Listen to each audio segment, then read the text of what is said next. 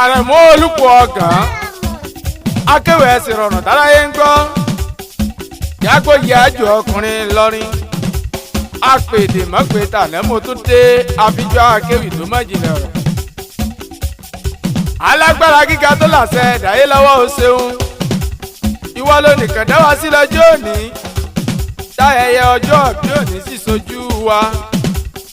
bániṣe ọba mímọ́ tí ń báni ṣe tẹ́ni olùfinimọ̀nà tá à ń bẹ lọ́wọ́n àmójútó ọba ńlá tí ò sí fìjà lọ. ọdọọdún ni láǹṣọ lógúnlógún ọdọọdún ni kàn ń so lọ́gbọ̀nlọ́gbọ̀n ọdún òní dé ká má rọmọ obì lórí àtẹ ọmọ lọ́jọ́ bí òní o Sheikh Sodiq Àtàndá atebise òkú oríire ọjọ́ bí òní o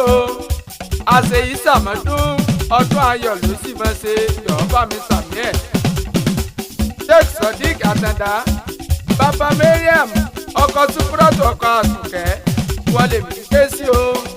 bí o gbé ọ fúkú o bí o gbé ọ fárùn rárá o ọjọ́ bí rẹ tó bọ́ láyé ni mo ṣe ń pariwo o wà ní kágógó sọdún ọ̀hún láyé jọ̀ọ́ bá mi sàmì ẹ̀. Atebise bàbá Mọ̀rìndíyàtò happy birthday to you long life and prosperity kó o pẹ́ láyé ìgbà ọdún kan ló máa jẹ́ lọ́lá wá ìdúgè. Atebise Àtàndá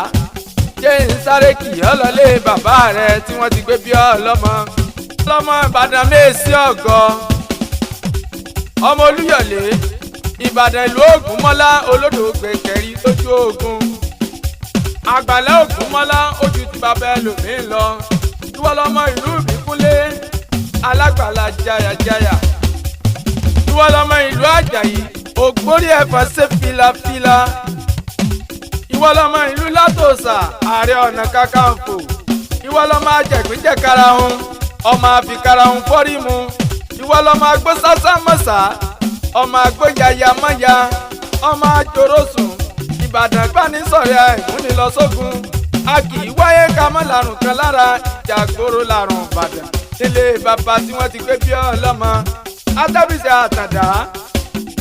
aya rẹ olólùfẹ́ rẹ ọ̀wọ́n Súkúrátù Àsùnkẹ́ ó ní kí ọ ní méje mẹ́jọ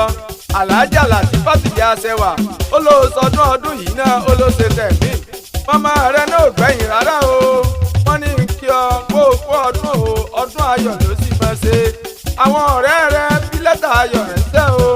Alhaji Adémọ́lá Àjàgbé Alimam wọ́n ní kí ọ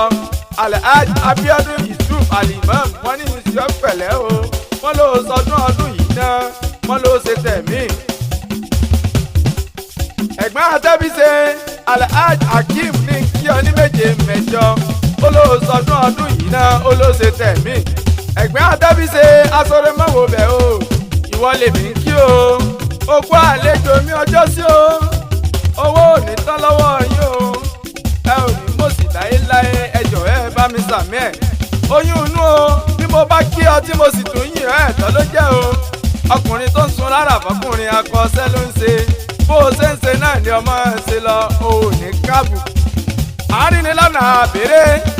àárínilọ́nà àbèrè tí wọ́n bá wá bí pé ta ló kọrin ewì lẹ́ẹ̀kan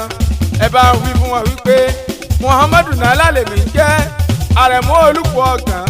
akewi ẹ̀sìn rọrùn táráyé ń gbọ́ èmi lọ́mọ olùpọ̀ àlè ìlú ọmọ mo lé tété mo mújọba mo falala jóye ní màjẹ ẹni bá sórí mi pẹ̀lẹ́ alówó abímọ aṣòwò ajèrè abóde pàdé owó àbáwọn náà ọmọ àbáwọn jẹ ayé wọn àtòrò gẹ́gẹ́ bó omi àfòwúrọ̀ kan ìpàdé wa láyọ̀ láyọ̀.